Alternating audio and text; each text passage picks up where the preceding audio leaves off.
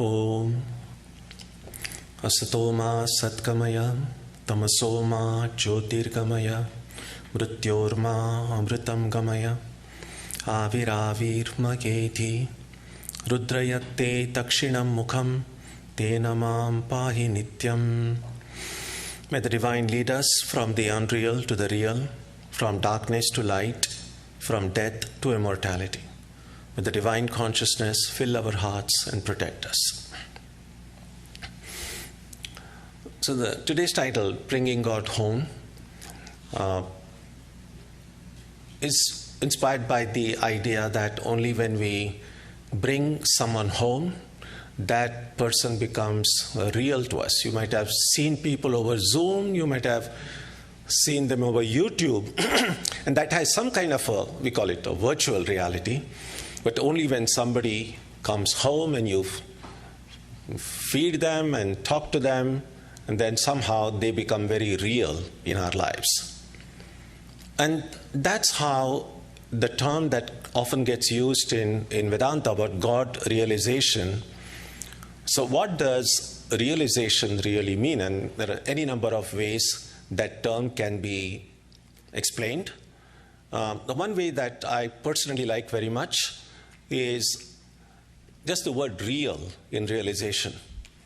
That when God becomes real to me, not simply someone, some photograph or some image on the altar, but a real living presence.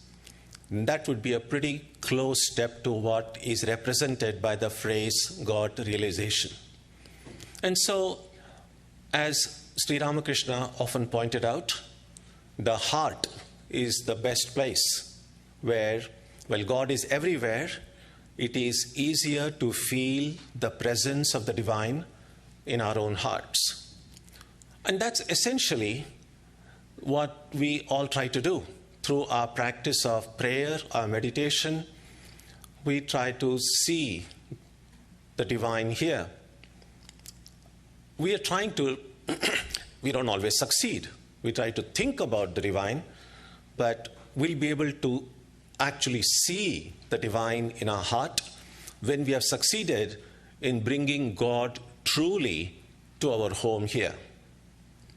And this idea about bringing God home is brought out in a beautiful story associated with a temple in northern India, a place that many of you may have visited or heard about.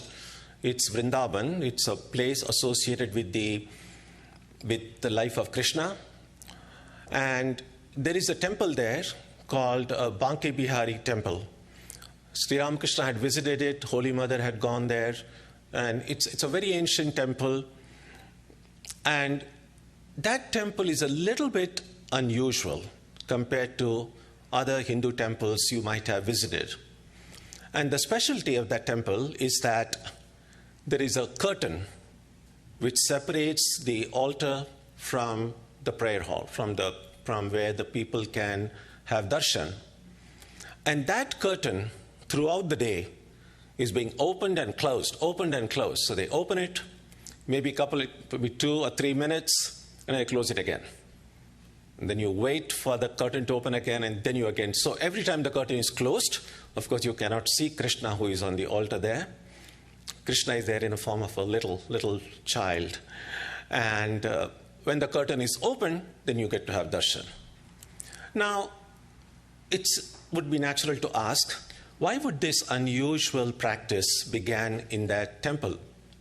And a story is told of why that happened and how that happened. It seems that when that temple started, it was just like any other temple, nothing very different from it. As many of the Hindu temples have, just outside the temple, there were many vendors selling flowers and garlands so that when pilgrims came, they could get the flowers from there and make an offering inside the temple. And again, as many of you are familiar, that it's not in every temple can you go straight to the altar and make the offering yourself. Usually there'll be some priest, and you bring your offering, hand it over to the priest, and the priest then hands it or offers it on behalf of the pilgrim who brought it.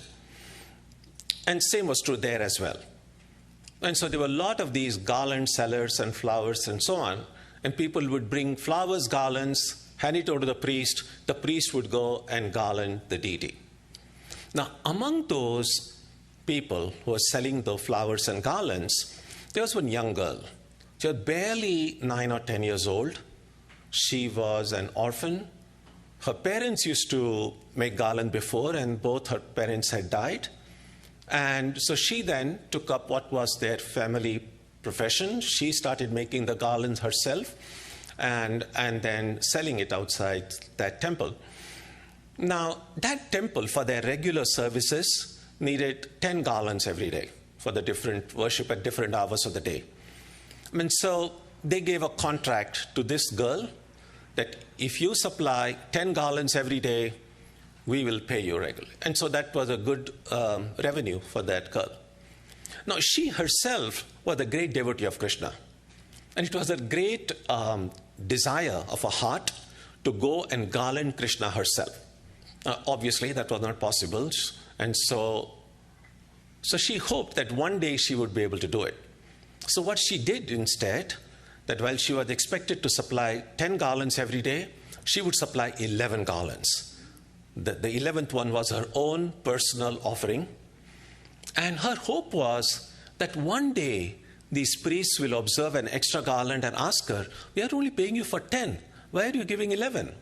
And then I'll tell them, I have a desire. Can I go one day and garland the deity? And maybe they might have some compassion on me. They might make an exception in my case. And they might allow me to go and garland the deity. And so she kept on giving that extra garland for days passed, weeks passed, months passed.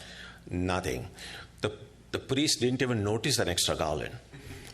And so this girl was terribly sad. And one day her heart became so overwhelmed with sorrow that she went inside the prayer hall. She stood before the deity and she cried her heart out. And she said, I've been giving, and she looked at Krishna on the altar and she said, I have been supplying this extra garland for months now. And yes, these priests didn't notice it. They are human beings. They are fallible. They make mistakes. But Lord Krishna, you know everything. You have been seeing me give this extra garland. Can't you do something about it? And then she heard a voice. Just imagine how lucky to hear the voice of the Lord. And Krishna said to her, of course I've noticed that you're giving that extra garland. Of course I know it. And then she says, well, why don't you do something about it? And Krishna says, I'm not as free as you think. And she said, you're the Lord of the universe. You created this world. Everything happens according to your will. And now you want me to believe that you're not free? He said, yeah, that's a kind of a paradox. Now, as long as I'm inside the temple here, these priests decide when I should go to sleep, when I should wake up, when I should eat, how much I should eat. I'm not free. And she was like puzzled. Then Krishna said, but don't worry, I have a plan for you. Come at night. Come after the temple is closed, after the priests have gone home, you come and then you can garland me and you can worship me. You have complete freedom. And then she said, but at night the temple will be locked. And Krishna said, don't worry, I'll take care of that. You get all your puja stuff and you come at night. So this girl was so happy. She went home, she built the best, the freshest flowers she got. It was an exquisite garland she made. She got all the puja items. She prepared some delicious sweets. And in one basket, putting all these puja things. And it was dark. It was pre-electricity days. So in the other hand, she got the lantern. And then she came at night. The temple there was complete darkness. The village was a little bit away. People had all returned home. There was nobody there. She just touched the door and the door opened. And she went inside. And then, of course, the door to the sanctum opened, and she was so happy. She was able to see Krishna face to face, standing so near. And she said, I want to now garland you. I want to begin the puja right away. And Krishna said, wait a minute, there's a little bit of a problem now.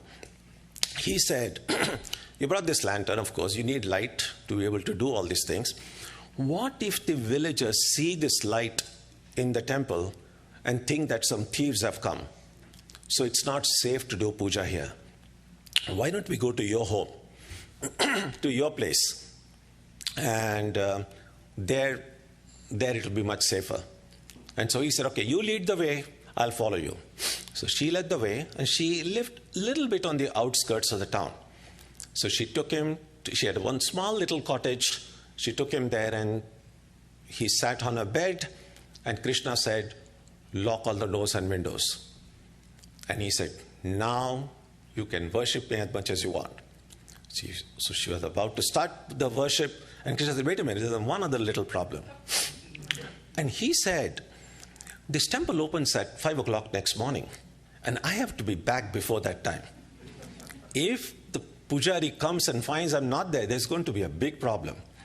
And when I'm with my devotees, I generally forget. I don't have any sense of time. So you better keep one eye on the clock to make sure that I'm back in the temple at the right time. And then she said, well, I'll try, and you please also help me. And they kind of decided that they will try to be mindful of the time. And then Krishna said, okay, now you can worship me. And of course, then the way the puja is often done, she washed his feet, she applied sandal paste, she garlanded him, she sang songs, she fed him with the sweet she had prepared. They had a wonderful time.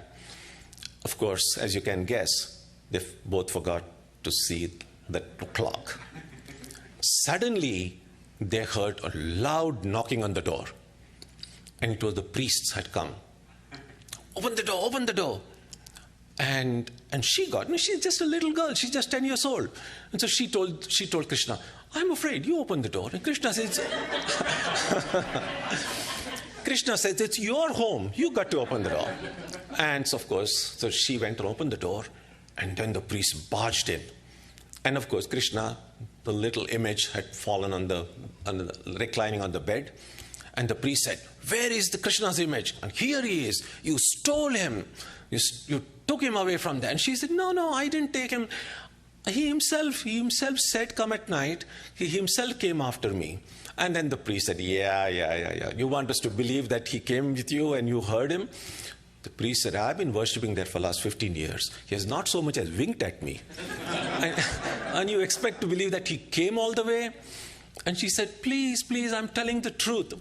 But anyway, there wasn't much time to be lost, because if the Mangalarti, the first opening, would be delayed, the villagers would come to know that the image was stolen. There would be a big scandal. So the head priest told these assistants, now, I will take care of the rest. You take this image, go right away. Nobody in the village knows that this has happened. You install the image, start your puja, and everything will be fine. No one need to know what happened. And so these assistants took the image, and then this head priest, was a little wiser person, he kind of quickly figured out the image was just too heavy for this little 10-year-old girl to carry. So he tended to believe she might be telling the truth. Something like that may have happened. And so he told the girl, now, I want you to leave this place and never again to come here. I don't want to see you here again. Otherwise, I'm going to hand you over to the cops. And so the poor little girl was terrified. She took her few belongings. She left the village. No one ever heard from her again. And then this priest came back. No one in the village came to know what had happened.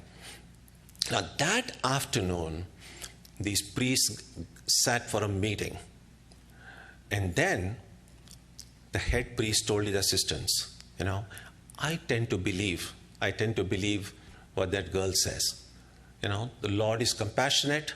If we pray deeply from our heart, God will respond to that call. So I truly believe that Krishna was so charmed, so moved by her devotion that he actually went to her home.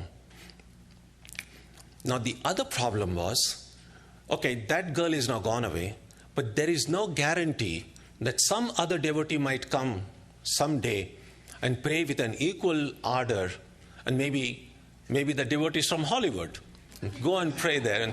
And what if now Krishna goes away to Hollywood where are these poor people in Vrindavan going to search for him?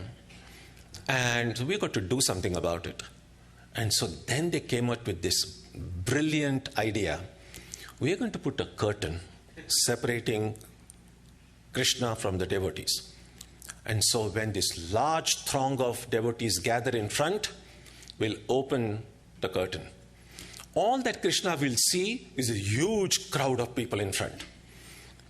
And the moment he begins to kind of zero in on someone to hear their prayer, we're going to close the curtain again.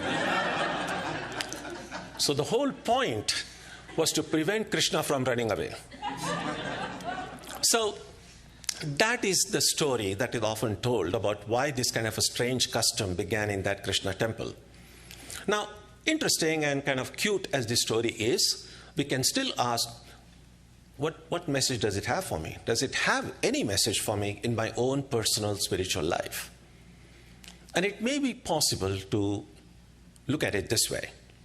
When we are often told, meditate on the divine in your heart, and then we close our eyes, we try to sit in a quiet place, we try to shut out our senses, and we try to look inside. And beginning, most of us see nothing. The darkness, if anything. Now, what does that darkness represent? It's possible to see that that darkness is the curtain is closed. That God, my Ishta, my chosen ideal, is there in my heart. I'm not seeing that chosen ideal, not because God is not there, but because the curtain is closed. So all that I need to do is, like that little girl, if I pray, not just a mechanical prayer read from a book, something that comes truly from my heart, something that is natural, something that is effortless, that is filled with love, filled with devotion, Shraddha, as they say in Sanskrit. If I pray, then through the compassion of the divine, through the grace of the divine, the curtain might open. And many who have practiced, done their spiritual practices with regularity, with faith, with sincerity, have found that the curtain does open. And it might open for a fraction of a second. But even that littlest of the glimpse that we get, that's already a great thing. Because then we can never again doubt the presence of the divine in the heart. In the beginning, we might say, well, how can this infinite divine fit into this so-called apparently little space here? But once that curtain opens, even a little bit, we'll never, ever again doubt that again. But of course, the curtain will close again. Then we keep on praying. We keep on doing our japa, our meditation. We never know again when it'll open the second time. Maybe a few days, few weeks, few months, God forbid, maybe a few years. But a true spiritual seeker never, ever gives up hope. And then suddenly the curtain opens again. And then it closes again. This will be the story of our spiritual life going forward. With time, with greater spiritual maturity, with greater faith, we will find that the curtain will open more frequently. It will stay open for a longer period, and then it will close again. The person in whose heart that curtain has been removed forever, that is the person we say is a Jivan Mukta, is an enlightened being. But for the time being, all of us have to do is to recognize that just because I don't see the divine in our heart doesn't mean the divine is not there. The divine is there, but the curtain is closed. All that I need to do is to have that curtain open. That will be the time we would have truly brought God to our own home.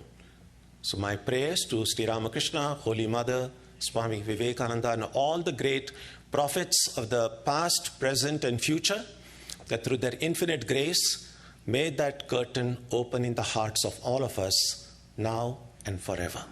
Thank you. Oh my God, you finished quickly.